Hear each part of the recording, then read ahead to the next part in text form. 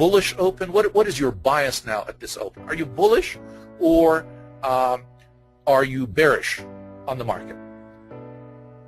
Okay, very good. I've got some bulls, and there have been plenty of them in the market, so that sounds great. Now, let me tell you why our analysis tells us that that favors a bullish bias. First of all, we're opening above our weekly POC average. And that's easy to see. We've done the calculation. We're armed with that magic number, and we're already above the weekly POC average, which is definitely bullish. Now, is that it? No, absolutely not.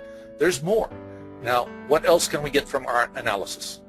Not only did we open above our weekly POC average, but we opened above the upper value of the prior session.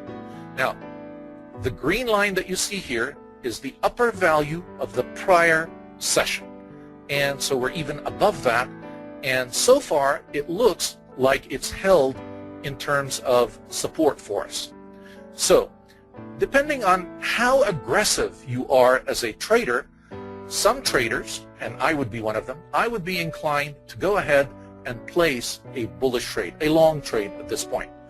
But others that are a little bit more cautious may want to wait a little bit more for more confirmation. Now, let me tell you why I would go ahead, and again, this is a judgment call, why I would be willing to place a trade, a long trade at this point. I've established the bullish bias, and I am going to place my stop. It's going to be a very tight stop right here at the upper value of the prior session. So I see it as a reasonably safe trade. I don't have a very wide stop. If I break and things go against me, I don't have that far to fall. All right, continuing right along with our bullish bias, I am going to enter a trade, but I am now not going to enter the trade right at this point. I want to wait for a little bit more confirmation. I want it to go up a little bit more and then to pull me in. And the reason I would do that is the rule that I like to use is you have 3-to-1, a ratio of 3 TPOs to 1, one below the open, and I have 3 TPOs above, and a very strong bullish bias. I might feel comfortable. If I had 4 TPOs above it, I also would feel even more comfortable. So that my ratio here is at about 1181.25, and I can't help myself. I'm going to enter at that point with a bullish trade, and we're going to watch together what happens with it. And remember, I placed my stop at 1180. All right. Now, the key elements of any trade, you decide on your entry and you use your judgment as to at what point you want to enter. And we've already made one of the 3 key pillars of a trade. You have to know, first of all, the entry price, pillar number 1, pillar number 2, your stop, and we've decided on that. Pillar number 3 is really our targets. And I'm going to identify those with you.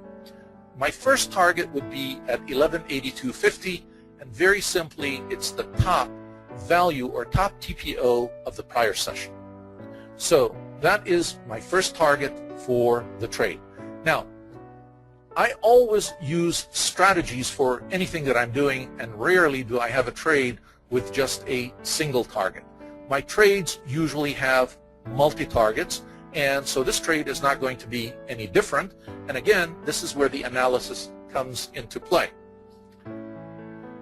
I want my second target, and look where I'm going to pick my second target. The next POC above. It doesn't necessarily have to be from the prior day, but wherever that was, and target 2 from my big chart was 1186.50. So now I've identified target 1 and target 2. Now take a look. I'm going to get my target 3. I'm actually going to pick that from the rectangle that I had drawn around my candlesticks, and I'm looking at the top range that we've been moving in as my third target. And just in case the actual top of that range was somewhere around 1192, and being the cautious trader that I am, just in case we don't make it, I always give myself a little bit of latitude, and I'm not a very greedy person, so I don't have to quite make it to 1192. I thought 1190 would be a good point for my third target. And another reason I will add to you is because quite often at round numbers, the 10s and the 5s, we tend to get a little bit of resistance as we do support. So knowing that from experience, that's how I picked my third target. So now I have my complete 3 pillars for the trade. I have my stop, I have my entry, and I have my targets. Let's continue on and see how we use the profile to manage our trade as well.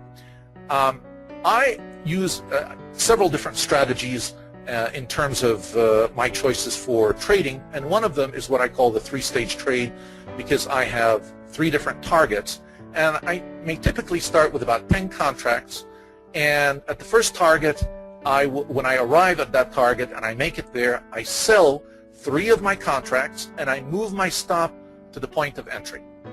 At this point, I am comfortable because I'm not going to lose in this trade.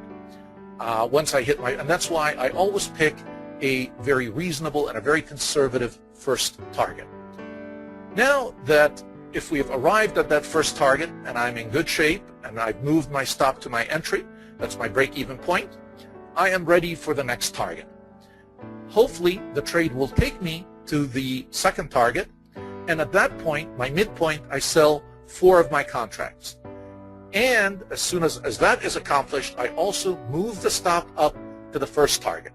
So now I know that I'm in a winning trade regardless of what happens. I'm beyond the break-even, and it allows me the endurance and the intestinal fortitude. And trust me, every trader struggles with those issues, especially when you trade with your own money. You want as much protection in place as you can, and I always sort of overcome the greed for the protection. My final exit, I will leave for the remaining contracts, which will be 3 left out of the 10 for my third target. Worst case scenario, if I never arrive at that third target, I will be taken out at this point at my first target, so I will have had a completely winning trade. This is my